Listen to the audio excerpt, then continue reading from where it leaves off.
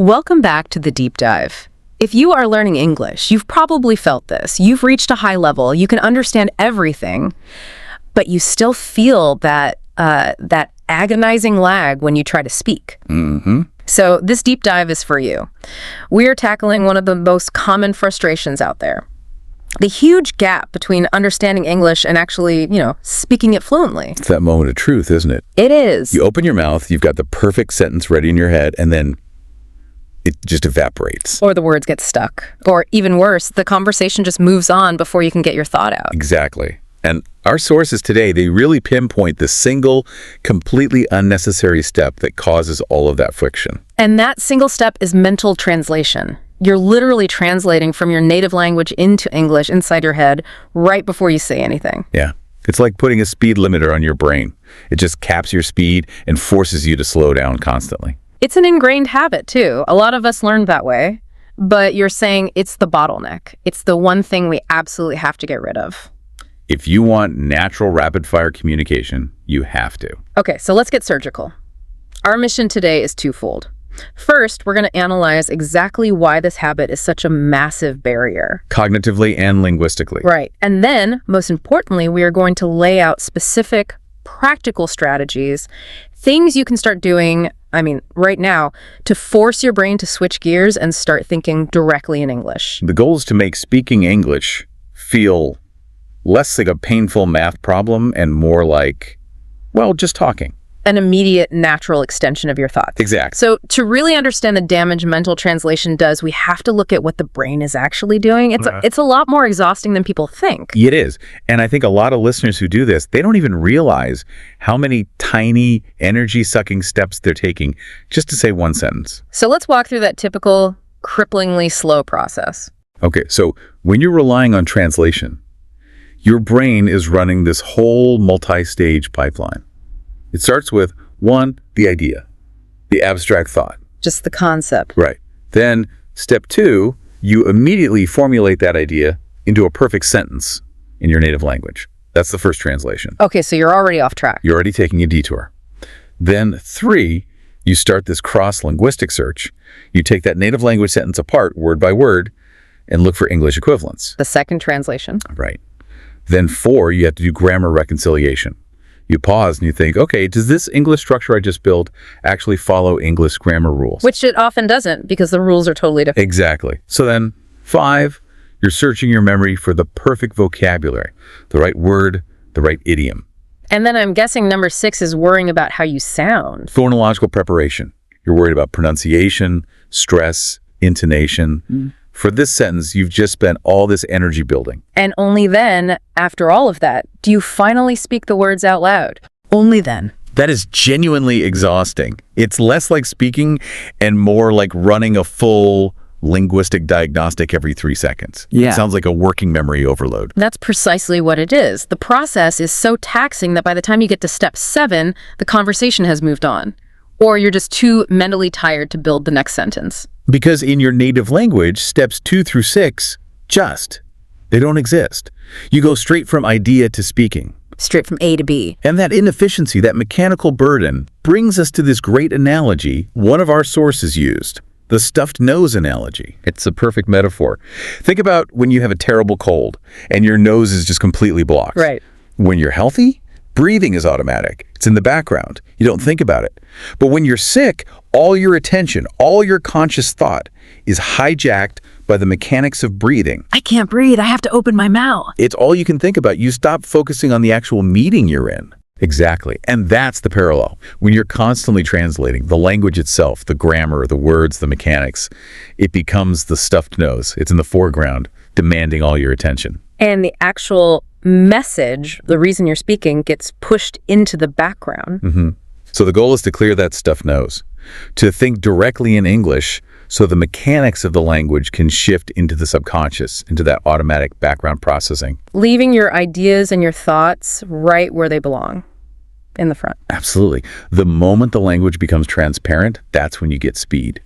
It's a neurological shift, really, from a deliberate what is 2 + 2 calculation to an automated skill, like riding a bike. And translation just keeps you stuck in that calculation phase forever. Permanently. And it's not just about speed. It's actively harmful because it forces you into these linguistic pitfalls. You're trying to build English sentences with, what, a French blueprint? Or a German one or a Japanese one, yeah. Yeah. Literal translation is often just impossible or flat out wrong. Can you give an example of those structural differences for listeners whose native languages might be really different from English? Sure. Think about languages with grammatical gender, where a table is he or she, or languages that always put the verb at the very end of the sentence. Okay. If you try to force that structure onto English, which is generally a pretty straightforward subject-verb-object language, you're going to get these jarring, unnatural sentences. You're using the wrong map for the territory. Exactly. And that brings us back to that story about the student, Juan. Yeah. That's a perfect example of this kind of structural failure. Right. He was a classic case of the translation trap. He translated everything word for word from his native language's structure. And he came out with this sentence, no like me for nothing. Which, to an English speaker, is incoherent. But in his native language, it was a perfectly logical way to say, I don't like it at all. Precisely. He used double negatives, it misplaced the emphasis, but it followed his native grammar. So if a teacher just corrects him and says, no, you should say, I don't like it at all. You haven't solved the real problem. You haven't fixed the habit. You've only corrected one symptom. Juan's brain is still following the wrong GPS route. We need to destroy that route and build a new, direct one. So if constantly aiming for this perfect translated sentence is the wrong approach, we need to redefine the goal. What is fluency, really? Fluency, for our purposes here, is not about perfection. It's not about being able to flawlessly conjugate all 12 tenses, which honestly, many native speakers couldn't do. Right. Fluency is about being able to express your ideas without the language itself getting in the way. It's about flow. It's making sure the mechanics don't slow you down or burden you or restrict your thoughts. Communication flow over grammatical perfection. The goal is to move English from being a subject you study to just the vehicle for your ideas, which demands a pretty radical change in strategy. It does. Once we accept that translation is the enemy, the strategy has to shift from studying English to living English. And that starts with a mindset adjustment, which is captured by that classic philosophy, fake it till you make it. It's so powerful because it's about behavior. You're not waiting until you feel fluent. You're intentionally adopting the behaviors of a fluent speaker until those behaviors just become who you are. You're faking being a native English speaker in terms of your daily life and your exposure to the language. Exactly. You have to start living your life both internally and externally, as if English is your primary, unavoidable language. And the reason for this goes right back to how we learned our first language, right? It's natural because our entire world, our whole environment was saturated in it. We had no choice. Correct. But for a second language learner, your environment is biased against English. Your default is your native tongue. So you have to stop treating English like a class you take for an hour and start making it an integral, unavoidable part of your day. Because if you don't build that immersive environment, English will always feel like a school subject, something you have to consciously work at. And this is where people say, but I don't have an extra 4 hours a day for immersion. Right, the time barrier. But the strategy isn't about finding extra time. It's about the power of everyday replacement. You're killing 2 birds with 1 stone. You're getting fluency benefits while doing things you already have to do anyway. That's a huge relief. So we're not adding new tasks. We're just changing the language of our existing tasks. Let's break down some specific examples. The lowest hanging fruit is your technology. Right now. Change the language on your phone, your computer, your apps, all of it, to English. This forces you to see all that functional vocabulary constantly. Settings, menus, commands, error messages. And it removes the safety net.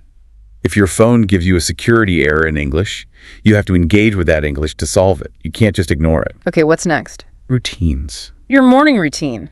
While you're brushing your teeth, making breakfast tasks that don't require a lot of brain power, replace your usual radio or music with an English podcast or the BBC. You're just conditioning your ear to the rhythm of the language. Exactly.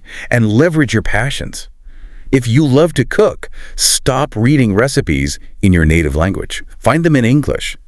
Now you're learning sauté, whisk, dice, preheat, all linked to a physical action. Which helps you remember it so much better. So much better. Same for your commute or exercising. Read the news in English.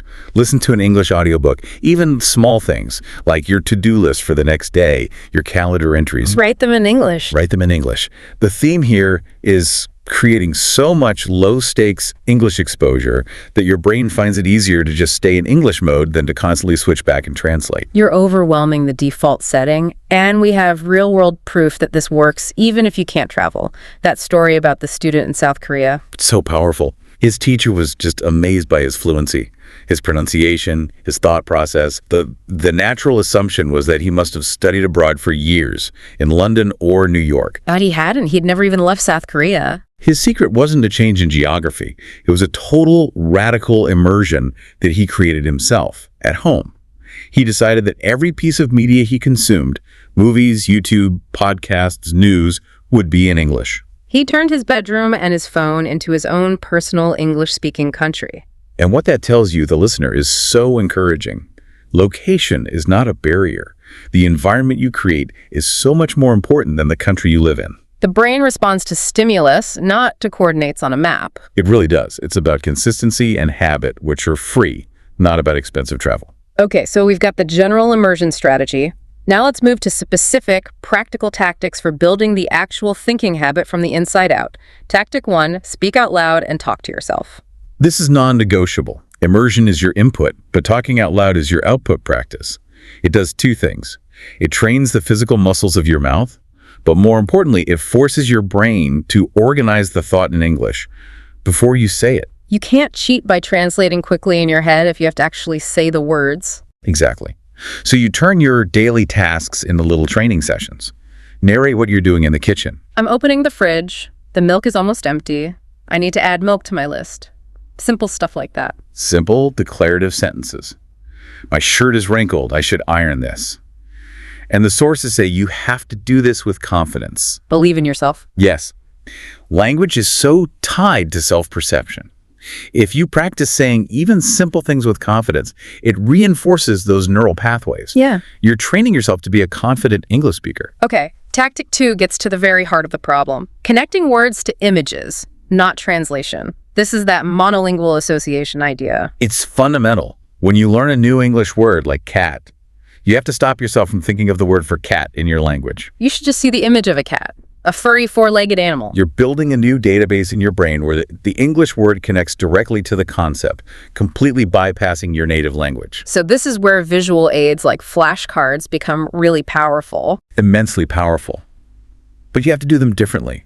Instead of the English word on one side and your native word on the other. It should be the English word on one side and a picture or a simple drawing on the other. Yes. You activate the visual part of your brain. The learning becomes stronger, more enjoyable, and you're creating that permanent, direct mental link. Right. Tactic 3 is sort of an extension of talking to yourself, but it's about a structured internal dialogue. Right. Using those low-intensity moments like driving or cooking, intentionally narrate what you're doing inside your head. I'm pouring some water in my cup.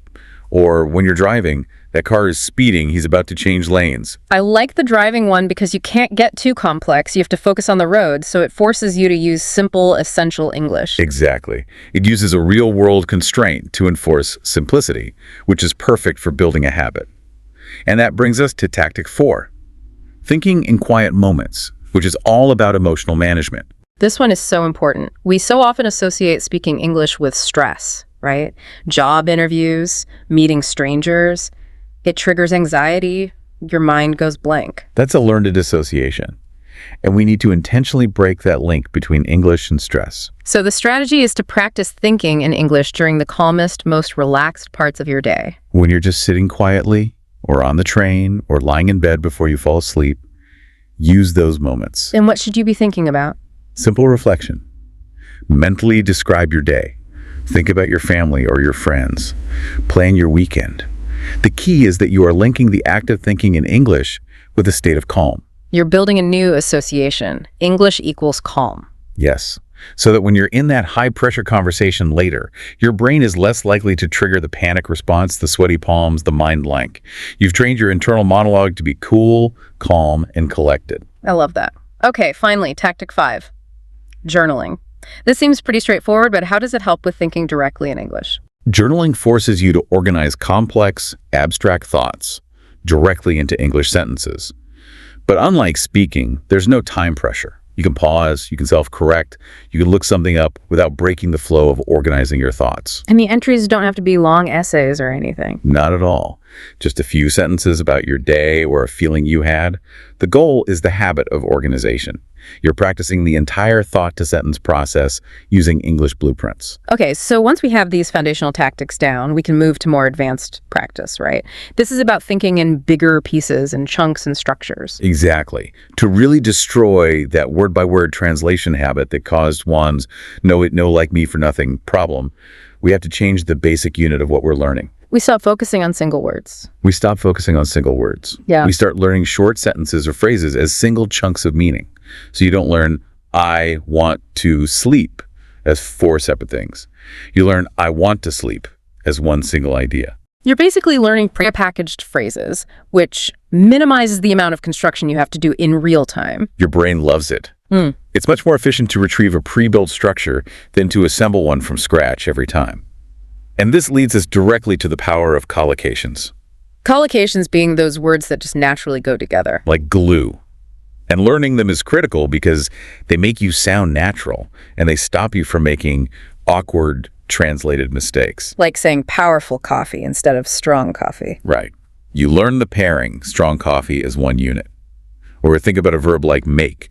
You don't just learn make. You learn make an effort, make a mistake, make a decision. Not do a decision. Never do a decision.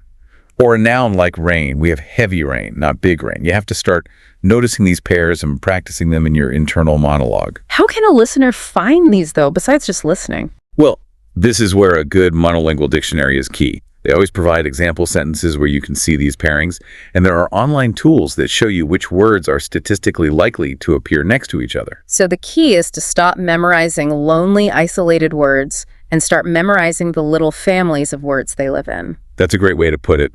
And that brings us to an even bigger chunk, adjacent pairs. These are your conversational building blocks. 2-part exchanges, a question and its typical answer. Yes, they're like semi-fixed conversational routines. And they are essential for real-time fluency because they give you reliable, pre-made responses for common situations. It reduces the chance you'll freeze up. So when you're watching a movie, you should be looking for these patterns. Exactly. Like the classic greeting, how are you? The automatic reply is, not too bad, thanks. It's faster to just retrieve that whole pair. Or an offer. Would you like a glass of water? I'd love one, thank you. It's a social script. And they're incredibly useful in high-pressure situations, like at work. If your boss says, I need those figures by the end of the day, instead of translating a complex response, you can just pull out a pre-made chunk, like, I'll get onto it straight away. It just dramatically reduces the cognitive load. You're not inventing the whole reply from scratch. The first part of the conversation triggers the prepared second part. The goal is to build up these reliable building blocks. You can add flexibility and creativity later, but you start with these to make sure the conversation never grinds to a halt. So if we're going to master this internal monologue, we have to recognize that thinking isn't just one single thing. Our sources break it down into 2 different modes. That's right. The first is what we call idle thinking. This is that lazy, uncontrolled stream of consciousness voice in your head. The background chatter. Yeah. It's cold in here. I wonder what's for dinner. Why did they paint that wall blue? It's unstructured, it's constant, and it's a huge opportunity for practice because it's always running. And the second mode is reflective thinking. This is the structured, conscious planning. It has a goal. Okay, I need to plan tomorrow's lesson. If I start with topic A, that will lead nicely into topic B. This requires more effort, but doing it in English builds your complex grammar skills. So the goal is to start doing all the little internal jobs we normally do in our native language, but in English instead. First one, having opinions.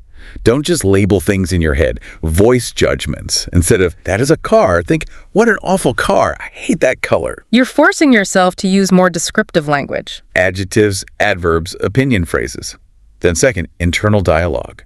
Your own personal motivational coach. Your pep talks. Exactly. Come on, get up. We can do this. Or if you make a mistake, oh, you idiot, be more careful. You're integrating English with your immediate emotional reactions. Third is voicing ideas, using those construction phrases we talked about. Right. Practice framing ideas. I think I'll go to the gym later. I'd love to try that new restaurant. Why don't I send that email now? You're practicing the scaffolding of intent. This next one, problem solution identification, seems more complex. It's about conditional thinking. Yes, this is where you level up. You identify a problem, stress, money, a deadline, and you practice thinking of solutions in English. If I finish this now, then I can relax later.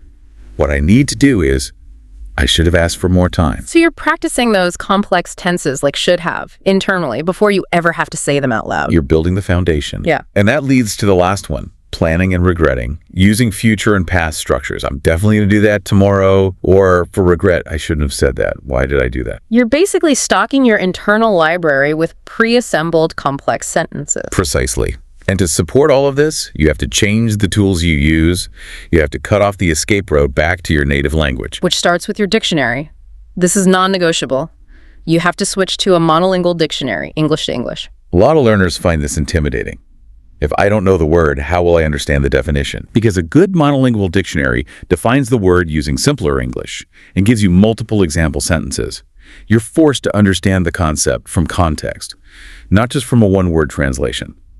It's hard at first, but the payoff is huge. And this principle applies to all your notes, right? Absolutely. 90% of your notes, definitions, examples, everything should be in English. If you write your notes in your native language, you're just reinforcing the old broken habit. We also have to talk about translation apps. They're so easy to overuse. They are a crutch. You have to challenge your brain first. Before you reach for the app, try to describe the word you're looking for using other words you already know. Like describing a toaster as the electrical box that heats bread. That's true fluency. Communicating the idea even without the perfect word. And when you're reading or listening, don't stop to translate every unknown word. Use context clues. Try to get the general meaning from the surrounding sentence. Because if you stop for every word, you'll never achieve that flow of thinking in English. Never. And a reminder for anyone starting this, keep it simple. Your first internal monologue should use basic words and simple sentences. You're practicing the skill of thinking in English, not trying to be Shakespeare. But what happens when you're in the middle of a thought and you just can't find the English word? It just stops you dead. Don't let it stop you. Just use your mother tongue word as a placeholder. Say it in your head really quick and keep the English sentence structure going. Make a mental note to look it up later. The most important thing is to protect the flow.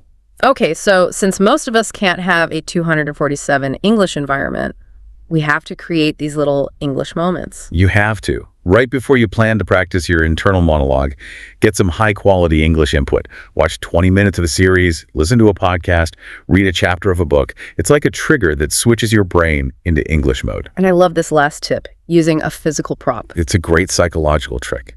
Like an actor, you have a special hat or a specific mug. When you put on the hat, you are becoming your English person. It's a cue to your brain that it's time to think in English. So we have the strategy, the tactics, the tools. The last piece is just persistence. How long does this actually take? We have to be realistic. The popular idea is 21 days to build a habit. But the research, especially for complex skills like this, says it's closer to 67 days to build a solid automated habit. 67 days. Wow. That's a real commitment. So what's the advice for starting that journey? Start incredibly small. Consistency is more important than duration. Commit to just 1 minute, the same time, the same place every single day. While your coffee brews, plan your morning in English. And then build up from there. 1 minute becomes 2, becomes 5. Exactly. The consistency is what builds the new neural pathways. The duration will come naturally. This is achievable. You're just training your brain to run on a new, more efficient operating system. This has been a complete manual for achieving fluency.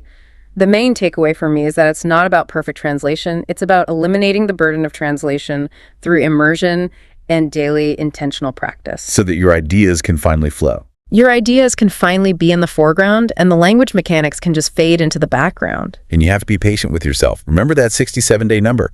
Your brain is doing some heavy lifting. Right. Every time you catch yourself translating and you force the switch back to English, that's a win. You're strengthening the new pathway. Be awesome and be kind to yourself. Exactly. You're already doing something amazing by learning this language. So before you go, we have an immediate challenge for you. Take 10 minutes right now. Make a physical list of 10 to 15 simple things you can switch to English today. Your phone, your grocery list, a specific YouTube channel. And most importantly, identify the exact 60-second time slot you will use every day for your internal monologue practice. Make it a real operational part of your life. And here's our final thought for you to think about. If achieving this kind of fluency requires deliberate, calm practice when we are relaxed and safe, what limiting belief are we all carrying that makes us associate English only with high-stress, high-pressure public speaking moments?